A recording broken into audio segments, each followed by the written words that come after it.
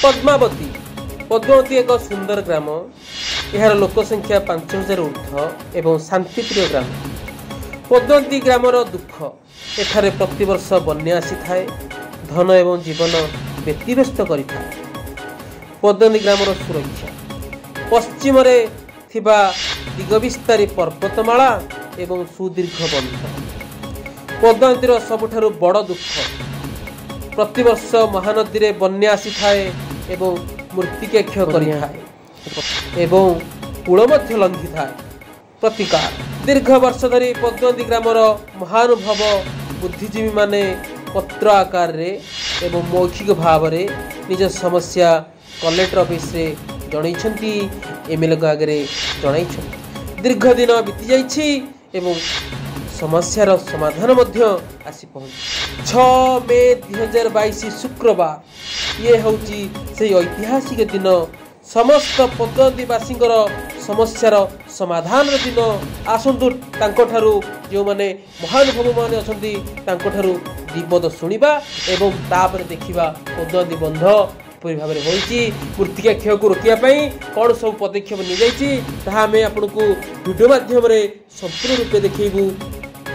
आमे आज महानदी कूल पहुंचे गहरी भितर आम क्या खोजुचे कि पूजा अर्चना कर माननीय मुख्यमंत्री नवीन पट्टनायक जो चिंताधारा इरिगेशन डिपार्टमेंट माध्यम जो पैसा आसी ठीक भाव में कम हम गोटे 18 कोटी कम आसी पद्मावतीवासी यहाँ बहुत बड़ा खुशी कथा मो पद्मावतीवासी कंट्राक्टर भाई सहित मुझे जोगाजोग करी सरपंच माध्यम समस्त डकई जहाँ आज सुरुखुरे सब कम होती। गुरुजन मैंने सरपंच समिति जिला परिषद आम सागर अच्छा भावुँ कम ठीक ठाक हम ये कौन स्वागत कले जहाँ ये आज होम यज्ञ कारण आम बुझीदे महानदी खंडी पत्थर पैकिंग जदि पद्मावती बंचब पद्मावती लोक मैंने बंचे ताहले पत्थर पैकिंग दरकार। आउ जन स्वप्न देखिते पद्मावती गाँव श्रीजुक्त नारायण त्रिपाठी महोदय। जय जगन्नाथ। मु आज मो मतरे पद्मावती जिते गुड़ी अनुष्ठान अच्छी आगक आसब ता भर पदक जदि कह जाए से हूँ आमर खंडी पत्थर पैकिंग। ए खंडी पत्थर पैकिंग आज प्रथम भित्तिप्रस्तर स्थापन कले आमर श्रद्धेय माननीय वेणुधर प्रधान आमर भाइस चेयरपर्सन महोदय। आमे धरी नहींचु जे आमर से प्रतिनिधि सरकार प्रतिनिधि एवं समस्त प्रतिनिधि हिसाब से 2004 मसीह आमर माननीय विजयलक्ष्मी पट्टनायक महोदया सी आमर एमएलए एवं एमपी था आमर पाटशाणी से समय जो छोटिया उद्यम टी कराइथिला आज से रंग नहीं। 2007 डिसेम्बर मासरे आमर नटवर बालिका विद्यालय सिल्भर जुबली पालन कराइथिला। सौभाग्यक्रमे भगवान का आशीर्वाद हो बा जहा हो मोर गोटे पुराना आंबासाडर कार रे मते दायित्व दिया पाटशाणी को घर ठुआणी फेर छाड़िया तेणु गाड़ी टे आम 2 जन थिलु तेणु बहुत दुख जणा सुजोग मिलला। एवं प्रथम दुखटी आम कहले जे एमानकर मतरे बंध और पत्थर पैकिंग खंडी ये जोड़ा को मिसई दउछंती। मु तां कैटेगोरिकली बुझाइली जे आम ठारू 30 फुट तले कटक शहर अछि आमठू 8 तिरके 24 फुट उच्चरे कंटिल अछि।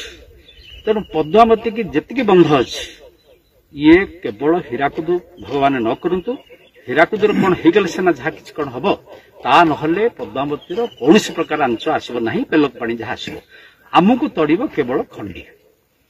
थे आम तड़ा खाइलु उद्वास्तु हिसाब से आम एठे रहीचु एवं केवल गोटे मौलिक दाबी रहा जे मुंडिया ठारू आमर बालंकेश्वर प्रभु निकट को पत्थर पैकिंग जदि होगला ये आमे आमर 14 पुरुष आम उद्धार पाइबु।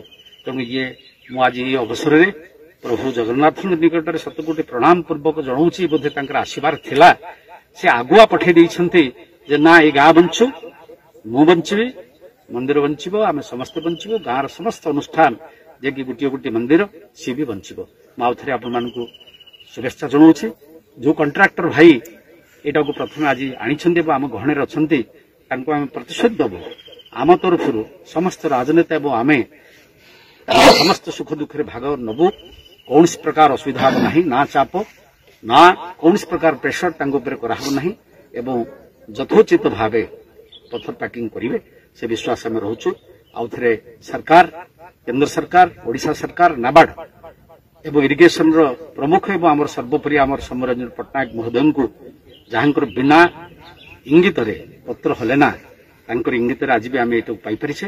ସମସ୍ତଙ୍କୁ ପଦ୍ମାବତୀର ଆବାଳ ବୃଦ୍ଧ ବନିତାଙ୍କ ତରଫରୁ ହୃଦୟର ଗଭୀରତମ କୋଣରୁ ଆଶୀର୍ବାଦ, ସ୍ନେହ ଏବଂ ଶୁଭେଚ୍ଛା ଯାହା ଅଛି ଆମେ ସବୁ ଆଜି ଦେଇଦେଉଛୁ। ପ୍ରଭୁ ତାଙ୍କୁ ଦୀର୍ଘାୟୁ କରନ୍ତୁ। ଜୟ ଜଗନ୍ନାଥ।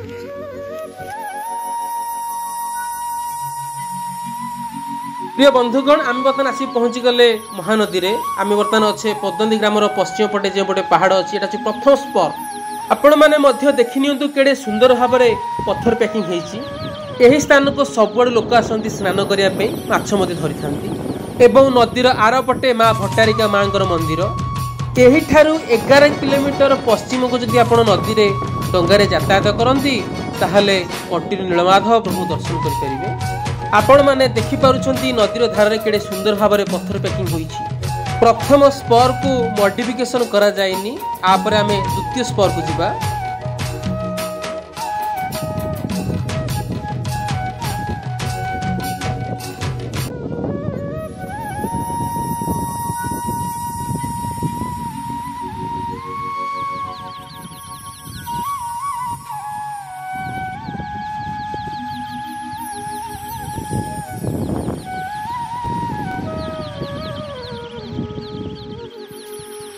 आंभे वर्तमान द्वितीय स्पर आसी पहुंची गले।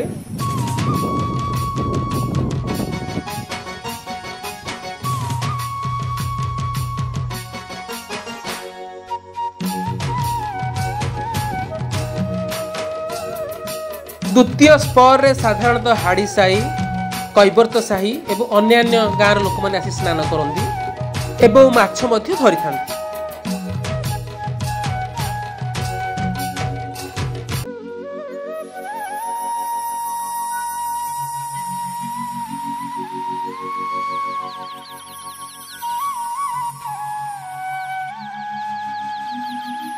आमे वर्तमान तृतीय स्पर रे पहुंची गले।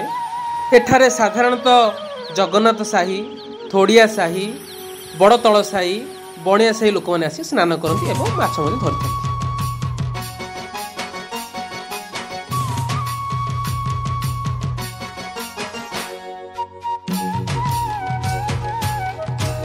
आमे वर्तमान चतुर्थ स्पर रे आसी पहुंची गले। एठारे मास्टर कॉलोनी एवं नृसिंह साही लोक मैंने आसी स्नान करते।